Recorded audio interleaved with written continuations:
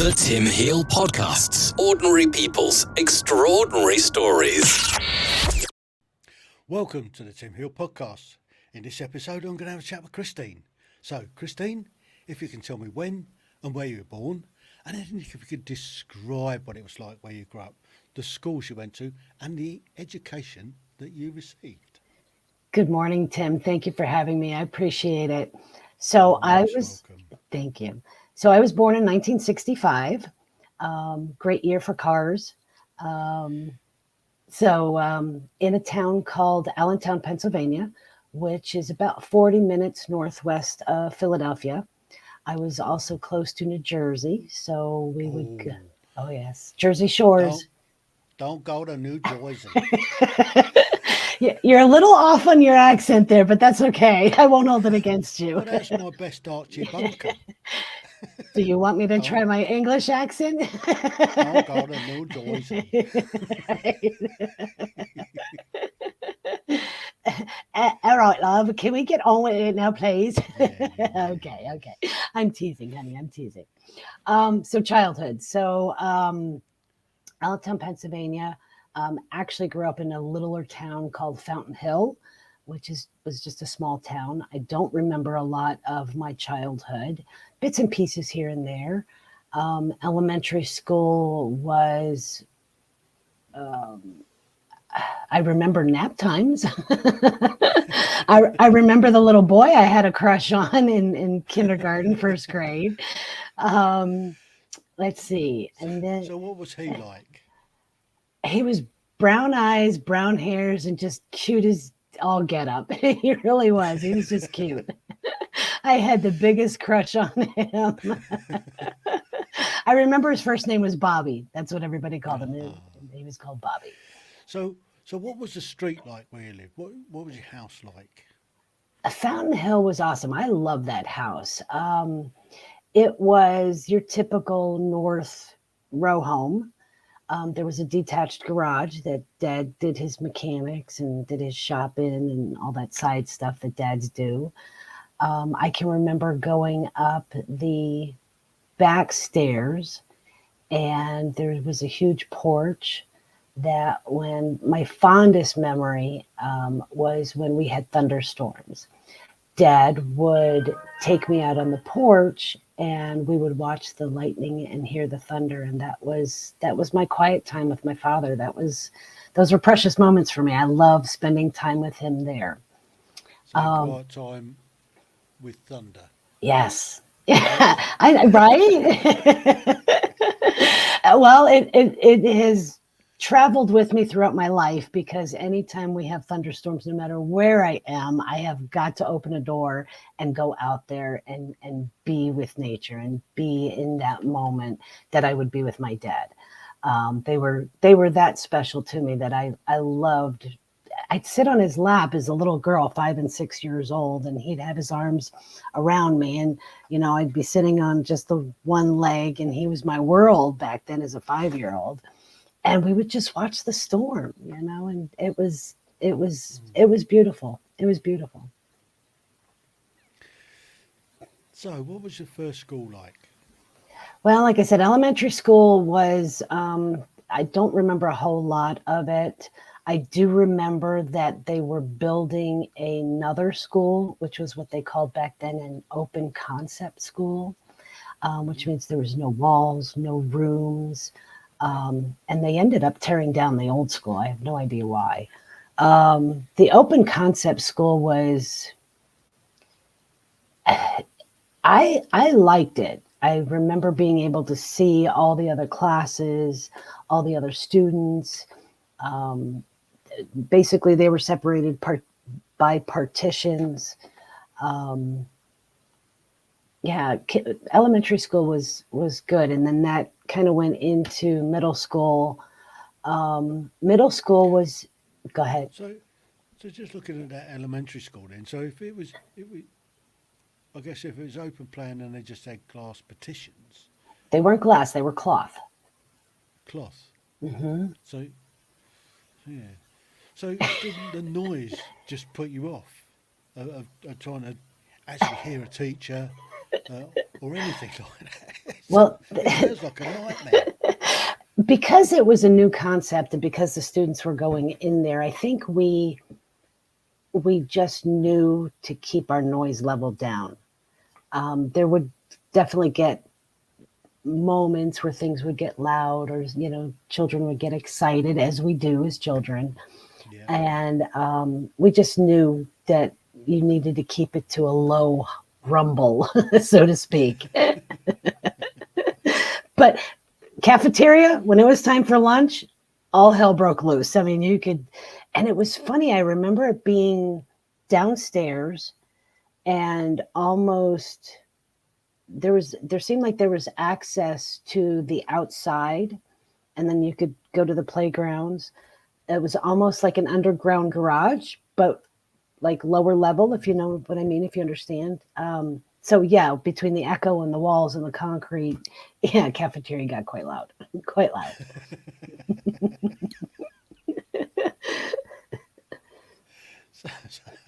So moving on slightly then.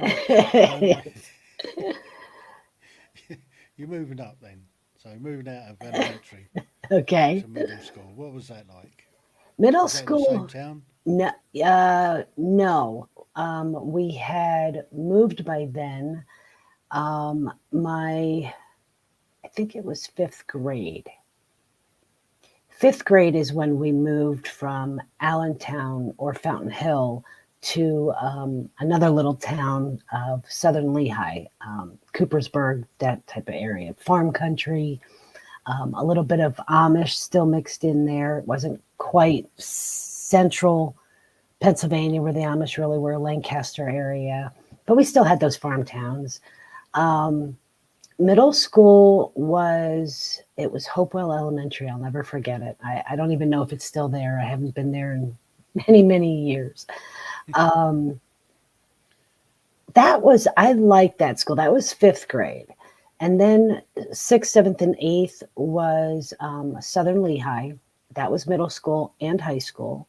The middle school was somewhat across the street from the high school. Middle school was pretty uneventful. I mean, I never really fit in with any crowds, whether it's middle school or high school. Did you have to go on a bus? Yes, yes, we did ride a bus. We did ride a Big bus. yellow ones with a Oh, big yes. scary driver and all the rest of it. Yes. Yes. I don't remember if the driver was scary or not, so I'm going to presume that he or she wasn't, since I don't remember. But yes, definitely the bus. You had to. It was rural country area. Our closest neighbors, when we first moved into what we all refer to as our farmhouse, not that we had any farm animals other than the 9 dogs and 16 cats and whatever else I could bring home. That made it a farm. But then the closest neighbor was a quarter of a mile away. I mean, there really weren't neighbors around. My backyard was cornfields and like never ending cornfields. Yes. So you can make as much noise as you like to never upset the neighbours. Oh, yeah, absolutely. From shooting BB guns, riding 3-wheelers back then, snowmobiles in the wintertime. Oh, yeah, we made noise. We made Yeah. noise. Yes, So you had a lot of snow in the winter then. we did. We did. Did that mean that you were able to ski to school if the bus didn't turn to? No, we did not ski. There were areas in Pennsylvania farther north that we could go to ski resorts and things like that, but not right where I grew up. No, it was boots and chains on the wheels. And hopefully you prayed we didn't get ice storms. Of course, as kids we did, because if the power went down and the roads were all icy, school was closed, and we can be out there with our sleds and toboggans. That's what we liked. So what was your favourite lesson in middle school? I loved science and social studies. Those are my favorite classes. So what was it about social studies that intrigued you? history, the history of things, knowing all those places that we came from that you could explore. It was the whole world was at your fingertips.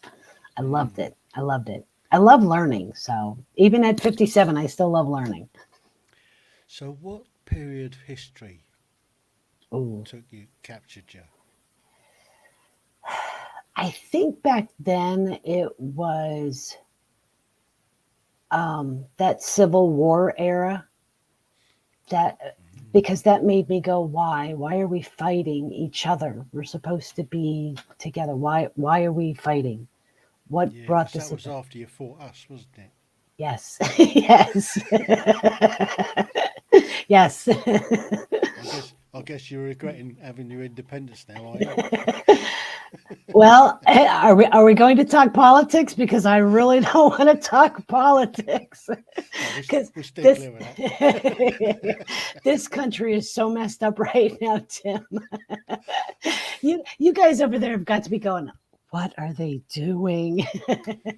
Yeah, we got a similar problem just at the moment. Okay. But there you go. So, Yes. history. Yes. So, American Civil War. Yes. What was it about the American Civil War that really captured your imagination? Which kind of bit was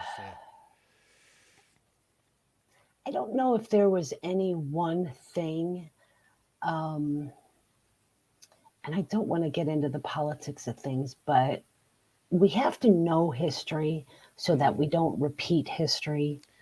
I absolutely? I I understand because I read the history on it. I understand the emancipation of slaves. We should have never had them, but it happened. And we can't change that history, but we can learn from it. Absolutely. Taking down statues that are erected now, all throughout out the South is, I think, is ludicrous, quite honestly. But that's my personal opinion. Yes, that's my personal opinion. So, did you get to see Gone with the Wind? I'm sure I did. I just do not remember watching it.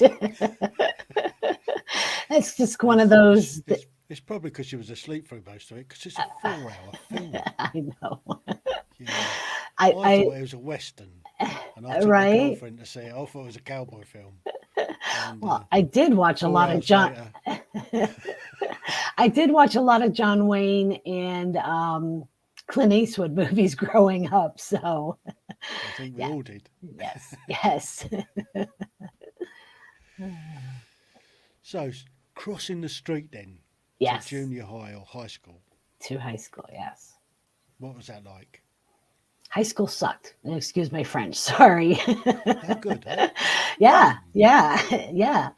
So what was the worst subject in high school? Math, math, math, math, math. Why do we have geometry and trigonometry and calculus, and why? Well, some people need to do it. I suppose. I don't know. I just never. Yeah, it's funny because all three of my children are very intelligent. My youngest one is probably a math whiz, and he will not do any. And I say youngest, but he's 30 years old now. But he will not do anything with his math skills. That is not what he's an electrician, although he puts them to use. Oh yeah. Absolutely. He's an You electrician have to and know he can. Ohm's law and that sort of thing. And Oh, work out yes. currents and Yes. Yes. And, when you're cutting wire and installations and distance and length and width and yeah, he's a math genius. He really is. I was hoping he would do something more engineering like, but he chose his path. He loves it. He's a great electrician, but Mom, no math. No, I can count change really good. I can do it the old fashioned way. You give me a 20 and I'll count out 19, 20, 21, 22, to make $1. give you change. Exactly. That's the I don't. most important part about maths is understanding how much money you've got, Yes, how little you've got to exactly, spread. exactly. So did you do any of the theatre studies, or was you a musician in I high wish school? I wish I was, but no, I did not. I did not. I think I would have made a great actress. I'm a Gemini, so we have that ability. Um, I have, at least two personalities in me. So, but no, I did not. I did not. I No. wish. I wish I So would. so you stayed with the sciences during high school then? Oh no, no, no, no. I loved home ec. I loved my typing class. I can even tell you my typing teacher's name. It was Mrs. Herzog, and she was an absolute wonderful teacher. And we're going back 30 plus years, Oh. 40 years. Yeah, yeah. So you can put your hands on the keyboard, close your eyes, and go ASDF, JJK. Come on. I could probably do it in my sleep. Yes. Oh So yeah. so you can still touch type then. Absolutely, absolutely, and not Mm, not the finger, yeah, Yeah, definitely all the digits, all the digits. wicked. So Hmm. what? So although it sucked, what was the your favourite class in high school? Which did you excel at?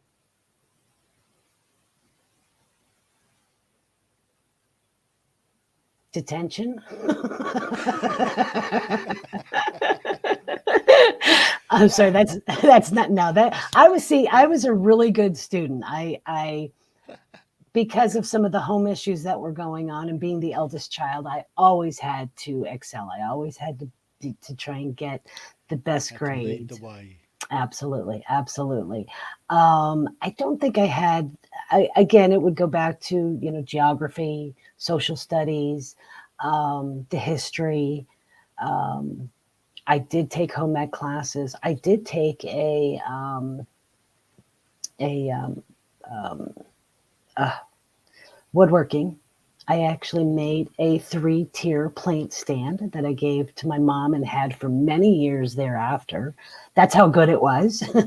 Mm. um, I'm a hands-on type of person, so I like when I can stimulate not only my brain but my hands. So Yeah. those were the classes that I liked. Those were the ones that Hmm. that resonated with me. The home ec, the sewing, the cooking. Do I cook now? Oh hell no! I love to cook, but not for one. So, but those were the classes that I liked. Those classes, the Mm. math. Um, they were kind of like, I'm not going to use this, so I don't need it. I don't like it. Yeah. What were some of the other? I don't even remember the other classes. I loved reading. I loved going to the library. Those were things that I enjoyed doing. Mm. So, Hmm. did you graduate from high school with any honours at all, or just No, scrape through with a? I didn't do the honors, but I didn't scrape through. I did right in between there. That's fair enough. Absolutely, I do have my diploma. So, And you got it framed up on the wall? oh hell no, I don't. I couldn't even tell you where it's at. It's not in the toilet then. No, I'm sure my mom had it somewhere, and she has since passed, so I have no idea where it's at. Mm. I know. It's one of those things that at this point in my life, and probably the last 10 years, that I know who I am. I know how smart I am. I know where my limits are. I don't need a piece of paper to prove it. And I've gotten other pieces of paper after the high school diploma, so it's like been there, done that. So, Mhm. moving on from high school, then did you go to Okay, college I did. or? Oh, I did. I did. I went to Northwood Institute in Midland, Michigan for 3 years. I studied hotel restaurant management. oh, Hmm. Hmm. mm. I think at some point, if I remember, oh yes, you're probably going to ask me my best class and my worst class. I hated law. I hated law. We had, which is funny, Tim, because early on in my childhood, I wanted to be an attorney. When I got to college and had to take those law classes, no. I was like, no, this is not for me. No, no. But I did go for hotel restaurant management. I absolutely loved it. I had my dream back then was to graduate and go to Vegas. I wanted to work at one of Steve Wynn's hotel casinos. Obviously, not anymore because he's had his issues, but that was my dream back then. And that was, let's see, I graduated high school in 83. So from 83 to 86 is when I went to college. Mm-hmm. So, Mm-hmm. what made you take that particular course? Did you have ambitions of actually going into the hotel and restaurant industry? I did. It was something that when I turned 16, and this is where it went back to, when I turned 16, of course, I went to my dad and I was like, look, Dad, I got my driver's license. Can you get me a car? And of course, being from the North, and this is what we're taught is, he basically said, honey, if you want a car, you're going to have to work for it. So I did. I went to work, and I worked at at 16 years old, and I absolutely loved it. I went to a place called the Ponderosa Steakhouse. Ooh. And it would be equivalent to nowadays like a Ruby Tuesday, okay? But it was not a big chain. It was a small town kind of thing. But I loved working there. The first job, other than working for Dad, it was the first job outside of that I enjoyed. But being the first one, the latest employee and the new hire, you're always put on the bottom of the totem pole. And back then, the bottom of the totem pole was to work the salad bar. And everybody else hated the salad bar, right? Working the salad bar. It could have been worse. You could have been on Pan Bash. Right. Or that's dishwasher. the last Pan Bash, isn't it? Washing dishes. Right. I've done that though, and I actually enjoy doing that. So, but I take pride in everything I do. So, working the salad bar. After a few weeks, my manager came to me and she actually said, nobody in this restaurant has ever kept this salad bar clean and stocked the way you do, Christine.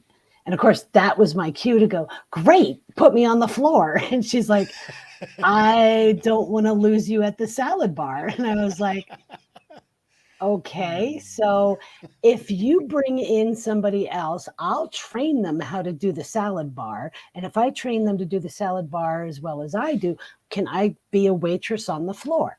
She said, okay. So that's what happened. I trained the next person. It's just, small business. That's what I do. That's where I was. And even at 16, I was learning to be a little entrepreneur, so to speak. So yes, I've always worked at restaurants. Not always, but I'm varied in the jobs that I've had. I enjoy meeting people. I enjoy conversations. I enjoy asking the questions and getting people to open up and have conversations. And I enjoy seeing them smile, even if it meant at the salad bar at 16 years old, when they're coming up to the sneeze guard going, and I can hear the conversations. I'm on the other side go, oh, honey, look at everything stocked in the salad bar this week. That kind of gives you a good feeling, It does give you a buzz, doesn't it?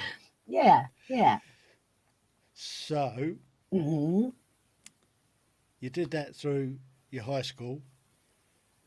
Then that's what drove you to go off and do your college course in Michigan. Yes. So what was your first job when you graduated college?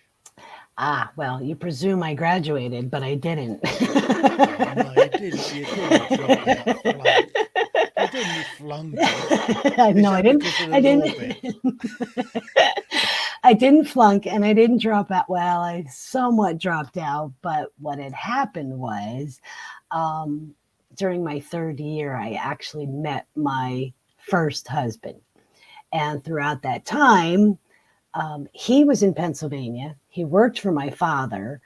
I was in Michigan, obviously, but I would drive from Michigan to Pennsylvania to come home. And then, of course, when I met the future husband and the future father of my children, I would make the drive, back and forth. And of course, on one of those drives, that's when my first child was conceived. And I was like, oh, well, here I am now pregnant and I'm in a relationship with this man. And I did love him back then. He ended up fathering 3 children. We had 20 years of, about 15 years of really good marriage, 20 years together. So yeah, life kind of threw a little zinger in there, a little curveball. Yes. So that kind of scuppered your college course then. Mm-hmm. So what did you do? Have a baby, I guess. Well, I got married first. That was kind of, there I was, standing at the altar, 7 months pregnant, getting married to my husband. With a shotgun? No, my dad really liked him. It was lucky. I was lucky. Dad liked him a lot. He worked for my father, so he was on the good side. No, it was a good wedding. It was a good marriage. Like I said, for the first 15 years, we had our the first 5 years were definitely a struggle, a battle, a challenge is what the first 5 years were. My first child was born. 4 years later was my second, and 13 months after that was my third. In between there,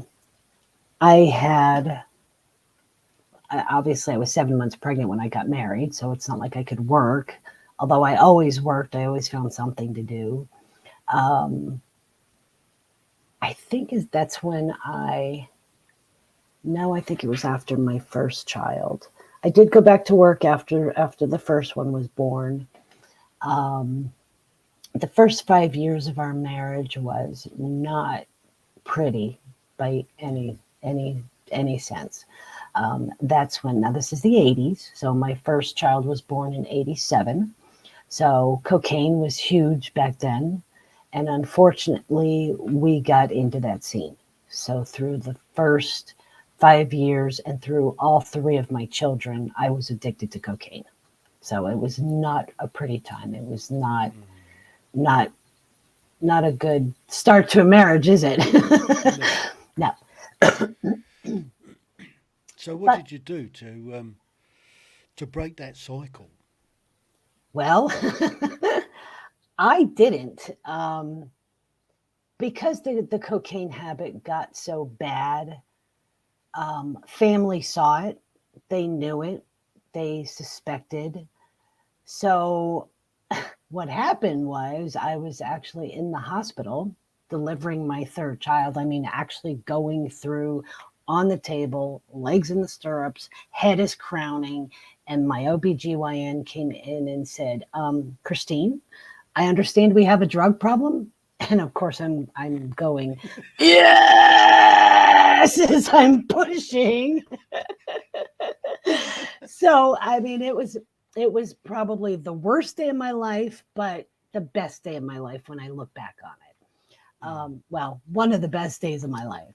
Back then, when I realized that basically my mother had called my OBGYN when she knew that I was delivering my third. And, like I said, everybody suspected. They tried doing that, back then it wasn't called an intervention, but they tried to confront us with it. And, obviously drug addicts deny everything. It didn't happen. It doesn't, it doesn't exist. So it was it was challenging. They took my son away. They pretty much held him for ransom, held him as hostage, and said, until you agree to sign these papers that you're going to get help and go to rehab, you can't see your son. Um, like I said, it was the worst day of my life, worst day ever. Here I was forced to, I had already stopped using 2 days before he was born, was the last time I used.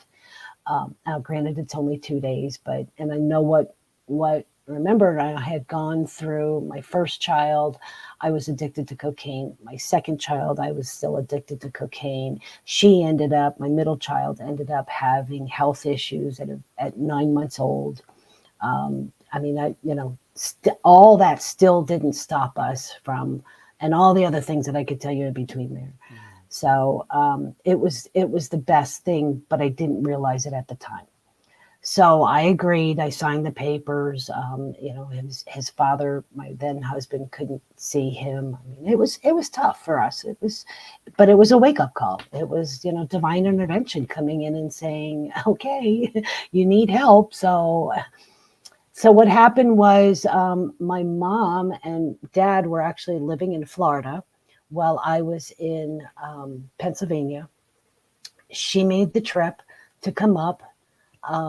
She had already been on her way, which I didn't realize till after the fact. So she came up to Pennsylvania. Basically, after a few days, I went home, and obviously I can't breastfeed.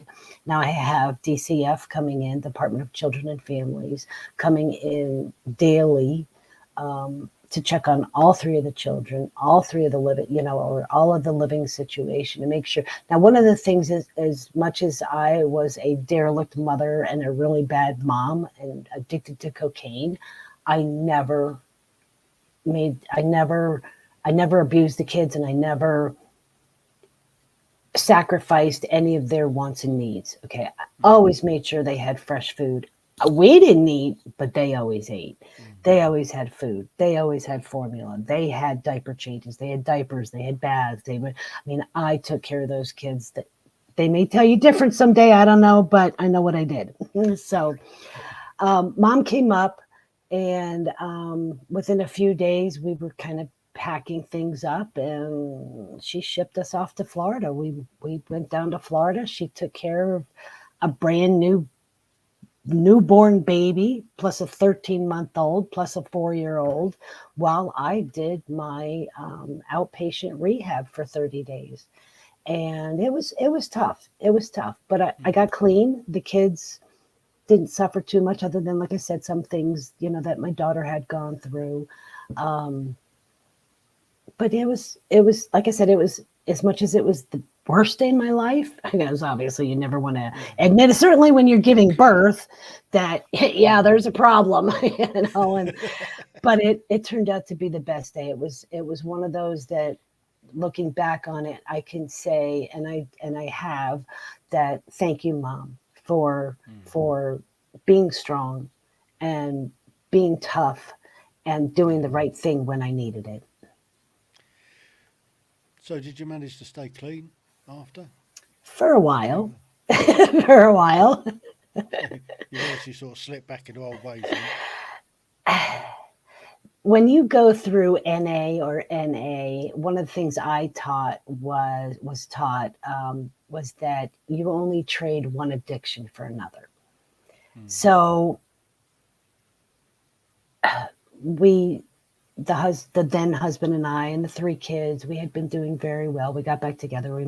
We ended up moving from Pennsylvania to Florida a few years after going through rehab. We had both gone through a rehab. He did his rehab in Pennsylvania. I did mine in Florida. So we moved to Florida in 92, I think, 92, 95, somewhere around there. We were doing well. We had jobs, we were working, we were providing for the family, doing the whole family thing. Kids were good.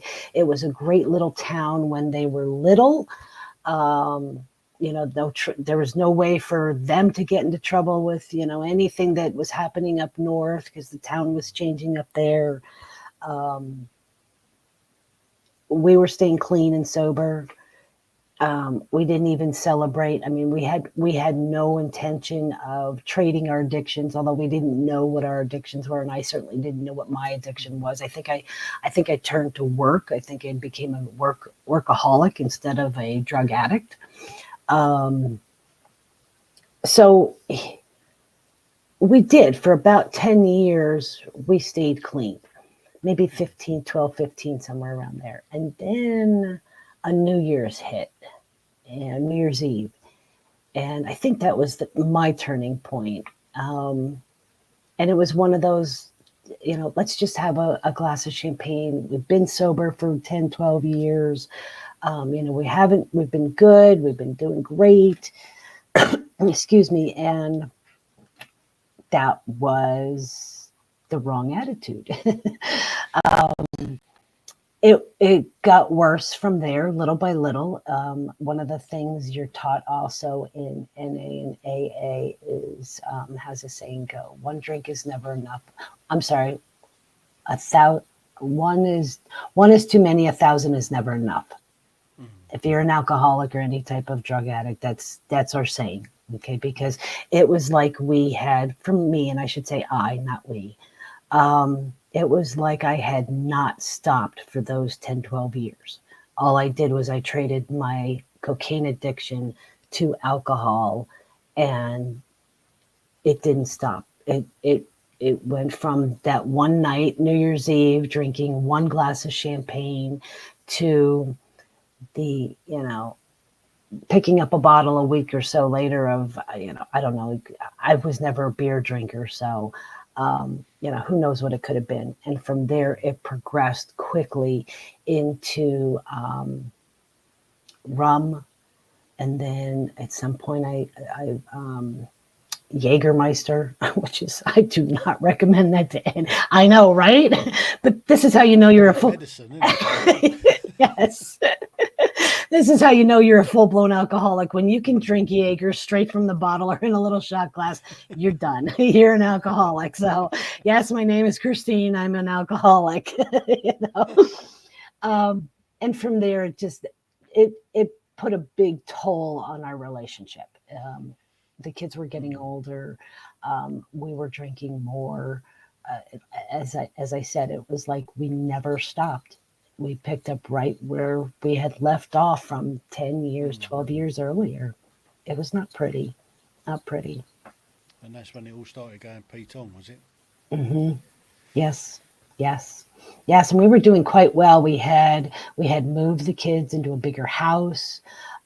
Their father built an in-ground pool. Kids were doing great. They were in high school, no issues with them. I never had any problems with my kids. They were, okay, I shouldn't say that because all three of them have had sets of stitches. They put mom through hell sometimes, but not intentionally. My eldest was stung by a scorpion, bit by a coral snake. My daughter was bit by a dog because she loved on him too hard. Okay.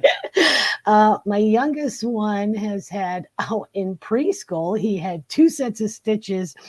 One because he was running, slipped and hit a bookcase and ended up, cracking open his head. He needed like 7 stitches there. Second time in preschool, he I was playing around in the bathroom, experimenting with going to the bathroom and going pee, and slipped on his own pee, hit the toilet, and needed another set of stitches.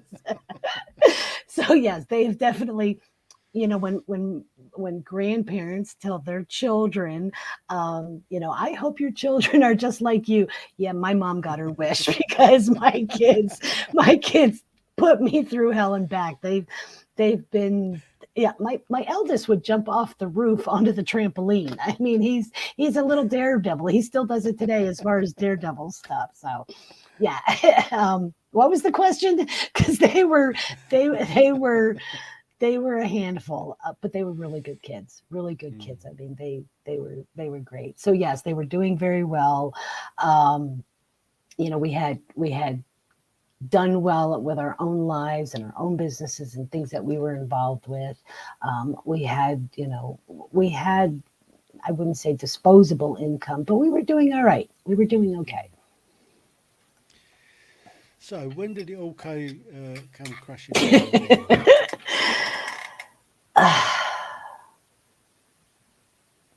I don't think there was one defining moment.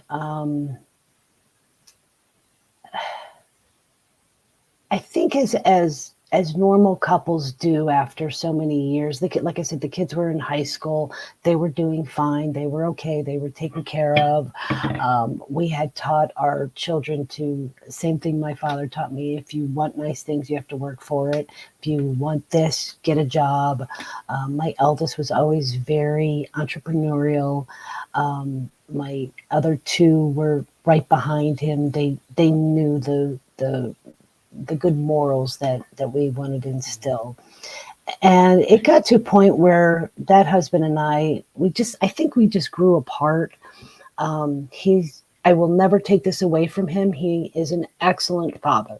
Always was, probably always will be. He's an excellent father. Just not all that great a husband. I kind of got, I mean, and not to say that I was a saint by any stretch of the means. I was not a saint. But I think we just grew apart. I wanted to do things. I wanted to go places. We could afford to do it. He did not want to do the same things I wanted to do. He wanted to make sure the kids were taken care of. I'm like, they're in high school. They can dress themselves. They can feed themselves. They can come and go. One of them drives. They're fine. Let's go do things. Let's be a couple again instead of parents. And it didn't happen. It didn't happen. And unfortunately, my addictive personality and my faults, I was the one that stepped down on him. And that was the straw that broke the camel's back. And he found out about it. And basically, I had a few hours to just get all of my stuff and get out of the house. And rightly so. I can't blame him for that. I mean, I was wrong with what I did. I'd be the first one to admit it, but it was those little things that led up to that, and then certain things, and then we just knew I wouldn't say that today we're friends, excuse me, but we do talk to each other. If we had any issues with the kids in between, shortly after I left, we knew we could go to each other, and we knew that we had to stay parents. We never did your father did this. Do you know your father did that? As far as I know, he never, my kids never said anything. He never did. Well, your mother did this and your mother did that. We tried to be the bigger persons in the relationship. We tried not to put our kids through any other BS than they had already been through. I mean, it was tough enough even for them being teenagers. And I say, like 15, actually they were 17. They were like 17, 18, and 20, 22, 23, somewhere in there. So they were older. They were on their own somewhat, but still living in the house. It affected them without a doubt. I mean, here's, their whole world, as much as it was not a great world with what mom and dad, I mean, we were getting drunk every night, as much as, I'd have dinner done and, the kids would be done, and my youngest was still in high school. Okay. Do you have homework? No homework. Yeah. Okay. Well, whatever. But they had their friends, but I always made sure that they had, clean clothes, clean bathroom, good food on the table. And then after we were all done, the then husband and I would start drinking, and we'd pass out drunk without a doubt. It was not a beautiful, family life by any stretch of the means, but it wasn't all that bad. I mean, the kids were okay. They were okay. Yeah. So what did you do then when you left? I went on a bender. I went on a I went on a bender. It was bad. From everybody that I was seeing, dating, had relations with. The drinking got really, really bad. The choices that I made were not real good ones. The situations that I put myself in were not desirable by any stretch of the means. the drinking and driving that I was doing, which I did finally get caught for. It was a bad time. I had attempted suicide twice in between there because the mental condition and state that I was in was not good. It was a very dark place that I was in, and where I put myself in that time. It was downright ugly, Tim. I can well imagine. So how did you manage to drag yourself out of it then? Well, I guess I have to ask what you mean by drag myself out, because I really hadn't. Well, how did you get to where you are now? More pain and suffering and a lot of healing. Mm. In between, what happened was about 2.5, maybe 3 years after during my dark ages, a gentleman came into where I was working, and long story short, in about 11 months, we ended up married.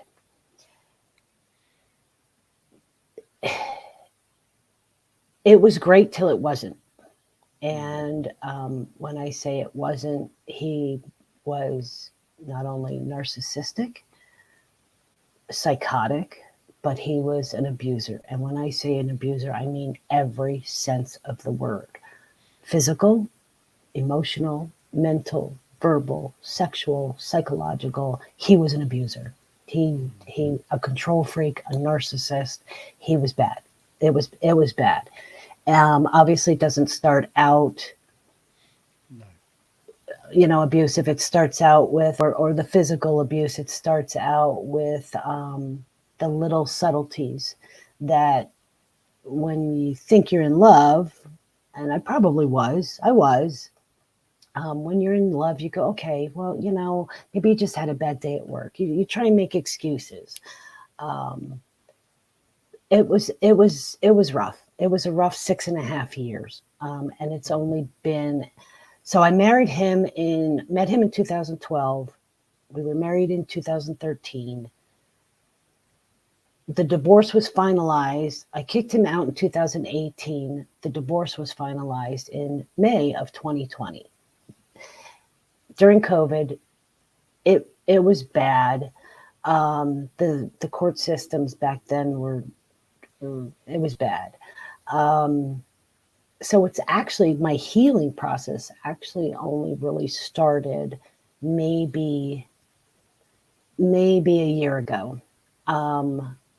We're in July. So July of last year, actually it was late June, is when my house sold in Florida.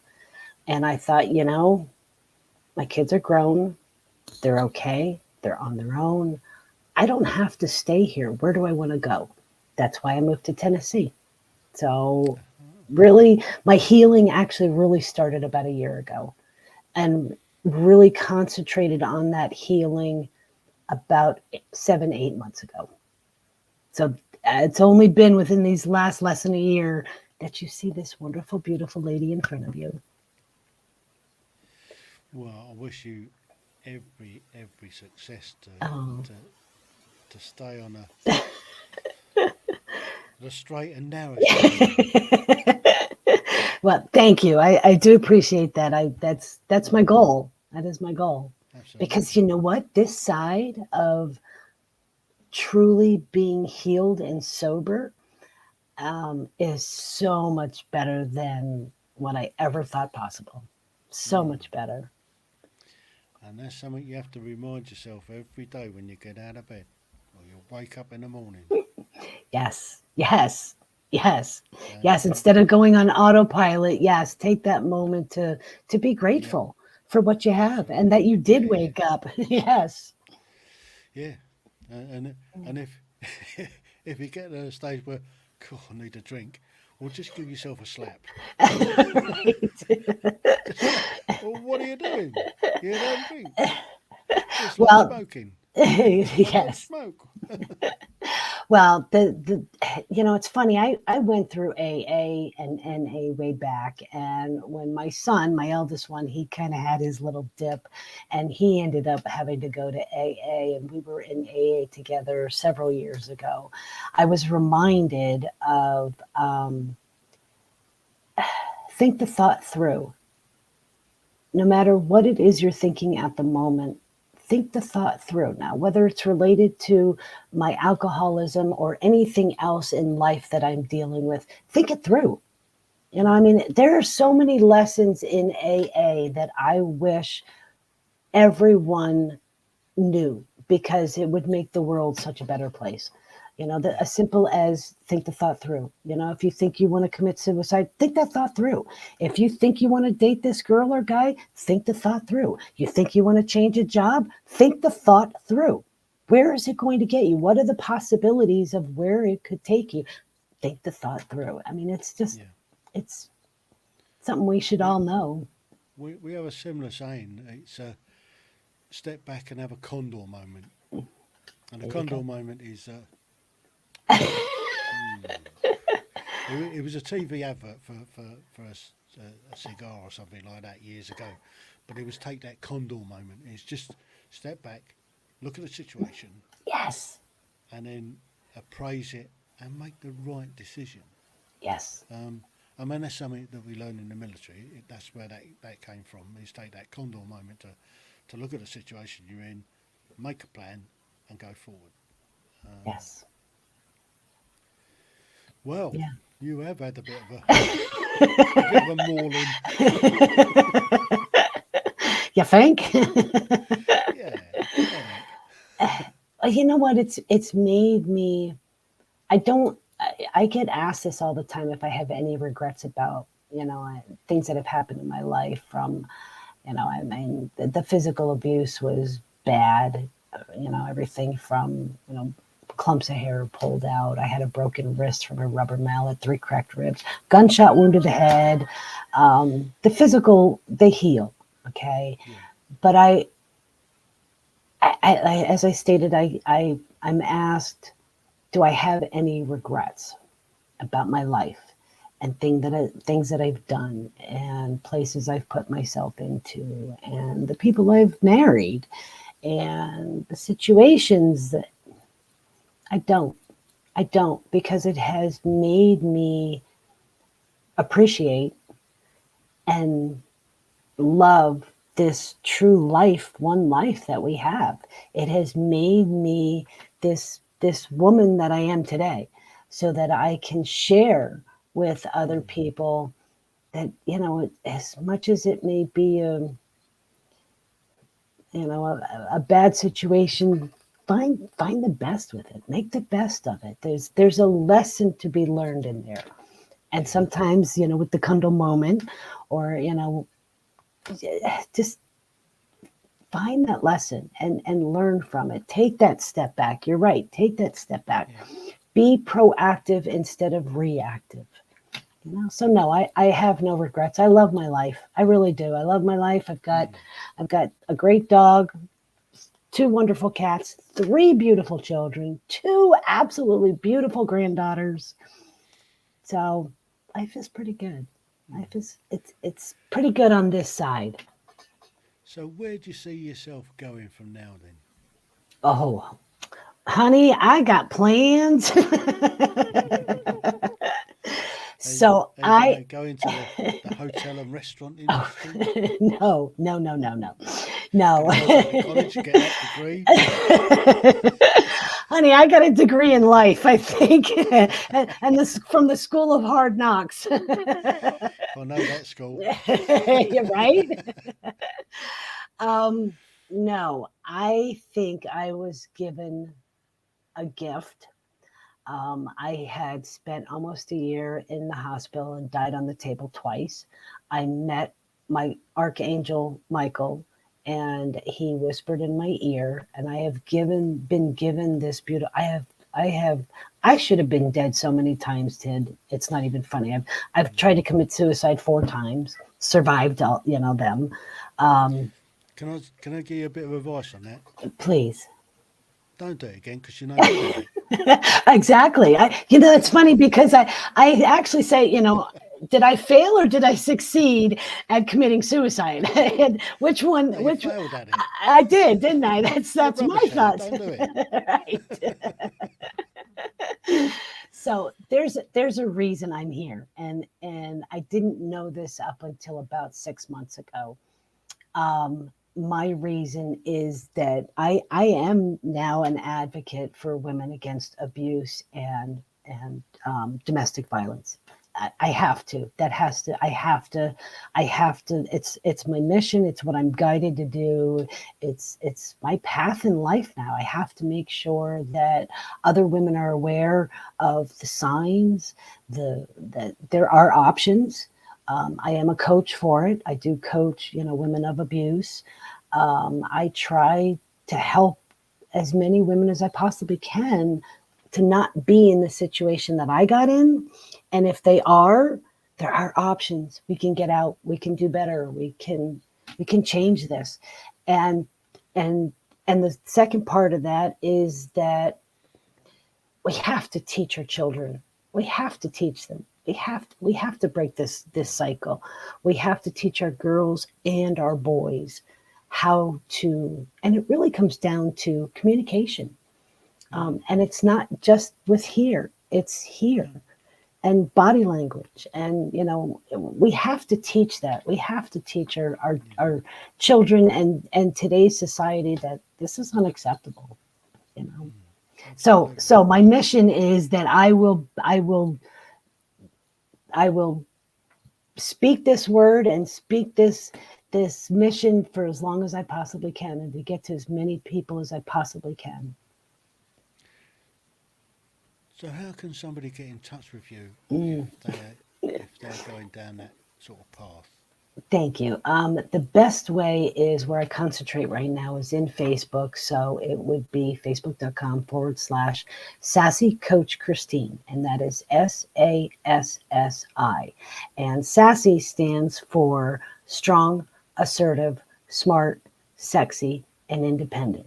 And I believe that not only are we strong and independent, not only are we beautiful women inside and out, but we are all of these things in one. And I believe every woman, and especially a woman of abuse, that essence got so squashed and stomped on that they need a little extra help to get that. But I'll coach any woman that wants it, because we are sassy. We're sassy. Absolutely. Yes. So, but yes, the best place is Facebook. Either look up my name, Christine Malek, you'll find me there, and there's links there, or SASSI Coach Christine. Well, Christine, I think that has been real eye-opener, and a really, really incisive chat. Thank you. And an inspiration as well. Oh, thank you. Thank you. And thank you for having me. I appreciate it. Thank you. No, you're most welcome. I love stories like this. Although they're a bit gritty, but... Oh, you have no idea, honey.